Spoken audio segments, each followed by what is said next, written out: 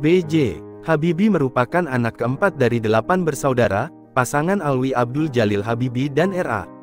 Tuti Marini Puspowardojo. Ayahnya yang berprofesi sebagai ahli pertanian yang berasal dari etnis Gorontalo, sedangkan ibunya berasal dari etnis Jawa. Alwi Abdul Jalil Habibie, ayah dari B.J. Habibie, memiliki marga Habibie, salah satu marga asli dalam struktur sosial Pohalaa kerajaan dan kekeluargaan di Gorontalo. Sementara itu, R.A. Tuti Marini Puspowardojo, ibu dari B.J. Habibie, merupakan anak seorang dokter spesialis mata di Yogyakarta dan ayahnya yang bernama Puspowardojo bertugas sebagai pemilik sekolah. Marga Habibie dicatat secara historis berasal dari wilayah Kabila, sebuah daerah di Kabupaten Bonbolango, Provinsi Gorontalo. Dari silsilah keluarga, kakek dari B.J. Habibie merupakan seorang pemuka agama, anggota Majelis Peradilan Agama, serta salah satu pemangku adat Gorontalo yang tersohor pada saat itu. Habibie pernah bekerja di Messerschmitt Bölkow-Blohem, sebuah perusahaan penerbangan yang berpusat di Hamburg, Jerman Barat.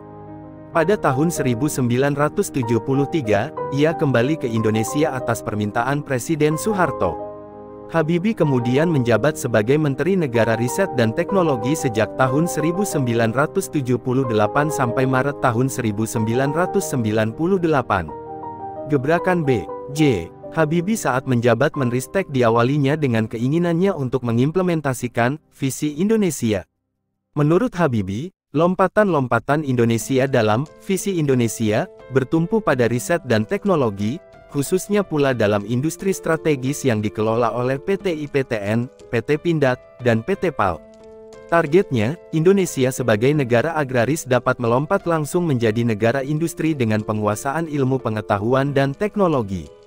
Bila kita lihat kembali, apabila seorang presiden berhenti dari jabatannya yang akan dilakukan secara konstitusional, maka wakil presidenlah yang akan menggantikannya. Ini diatur dalam Undang-Undang Dasar 1945, Pasal 8 Ayat 1, yang isi lengkapnya adalah, jika presiden mangkat, berhenti atau tidak dapat melakukan kewajibannya dalam masa jabatannya, ia diganti oleh wakil presiden sampai habis masa jabatannya. Sejarah mencatat, seorang fiskiawan pesawat terbang memimpin Republik Indonesia selama 1 tahun 5 bulan. B.J. Habibie mengambil alih kursi kepresidenan pada tanggal 21 Mei tahun 1998, dia secara konstitusional tidak diwajibkan untuk mengadakan pemilihan.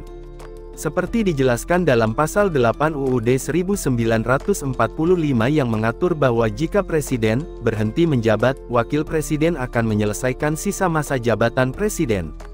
Oleh karena itu B.J. Habibie memiliki mandat konstitusional untuk menjalankan masa jabatan Soeharto hingga tahun 2003. Di awal kepemimpinan seorang Habibie banyak poin-poin masalah yang sangat harus diselesaikan. Dimulai dari tragedi Semanggi yang menelan beberapa korban jiwa dan luka-luka, pengusutan harta kekayaan Soeharto dan keluarganya, menaikkan kembali mata uang rupiah terhadap dolar yang menyebabkan krisis ekonomi yang melanda di Indonesia, serta pembebasan para tahanan politik yang ditahan selama masa pemerintahan Orde Baru. Dan tak kalah seru hingga menyita perhatian dunia, khususnya adalah PBB, yaitu permasalahan kasus hak asasi manusia yang terjadi di Timor Timur.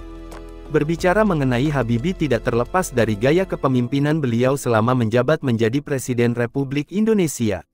Gaya atau bentuk kepemimpinan dari seorang Habibie dapat kita lihat dari kebiasaannya sehari-hari ataupun latar belakang yang membentuk kepribadiannya.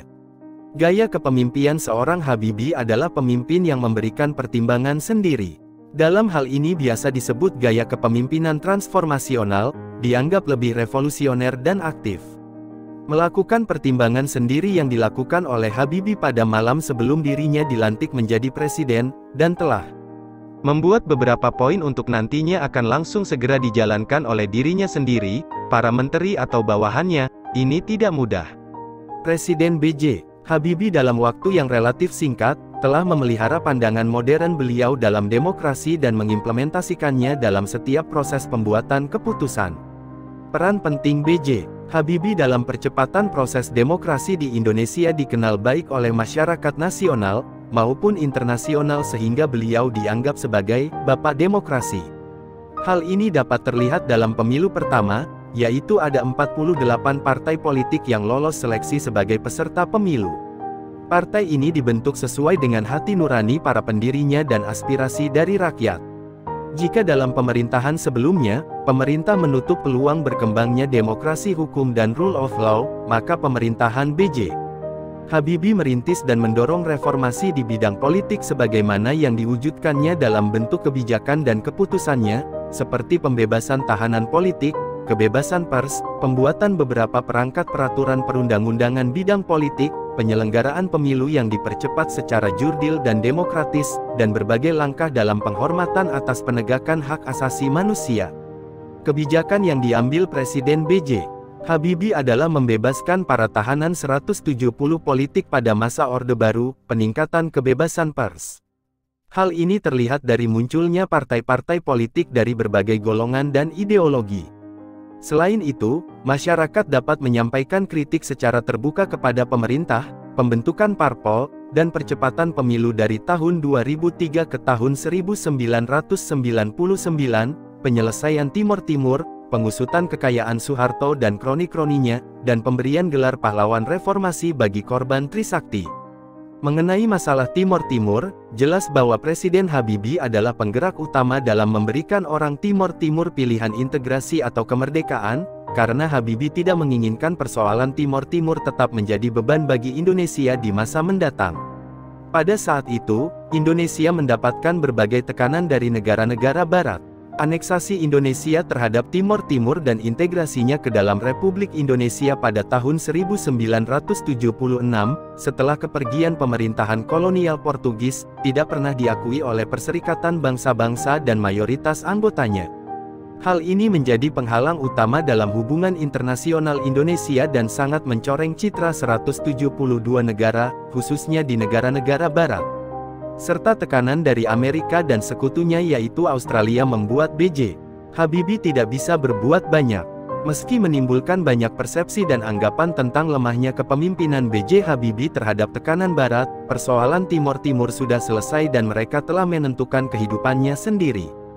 Pemikiran politik B.J. Habibie mulai terlihat ketika menjadi Presiden RI yang mana pemikiran itu dituangkan dalam kebijakan-kebijakan yang dilakukannya.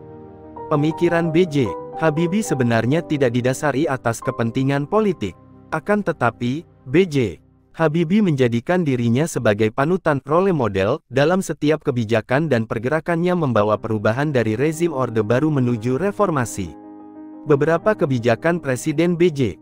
Habibie selama masa pemerintahannya antara lain, reformasi di bidang ekonomi, pemulihan legitimasi politik, amandemen pertama UUD 1945, kebebasan pers, penegakan HAM, dan referendum Timor Timur. Peranan B.J. Habibie dalam demokratisasi di Indonesia terlihat dari gaya kepemimpinannya yang mengubah gaya kepemimpinan otoriter ala Presiden Soeharto menjadi lebih demokratis. Presiden B.J. Habibie mengembangkan sebuah konsep yang lebih jelas mengenai demokrasi sebagai sebuah mesin politik. Konsep ini kemudian diimplementasikan dalam agenda pemerintahannya yang mencakup reformasi dalam berbagai bidang politik, ekonomi, hukum dan keamanan. Langkah-langkah Habibie banyak dikagumi, penuh kontroversi, banyak pengagum namun, tak sedikit pula yang tak sependapat dengannya. Di Indonesia, Habibie 20 tahun menjabat Menteri Negara Ristek Kepala BPPT, memimpin 10 perusahaan BUMN industri strategis, dipilih MPR menjadi Wakil Presiden RI, dan disumpah oleh Ketua Mahkamah Agung menjadi Presiden RI menggantikan Soeharto. Soeharto menyerahkan jabatan Presiden itu kepada Habibie berdasarkan Pasal 8 UUD 1945. Sampai akhirnya Habibie dipaksa pula lengser akibat referendum Timor Timur yang memilih merdeka. Pidato pertanggungjawabannya ditolak MPR RI. Beliau pun kembali menjadi warga negara biasa, kembali pula hijrah bermukim ke Jerman. Semoga video ini bermanfaat dan memberi pembelajaran tentang kepemimpinan B.J. Habibie. Terima kasih. Terima kasih.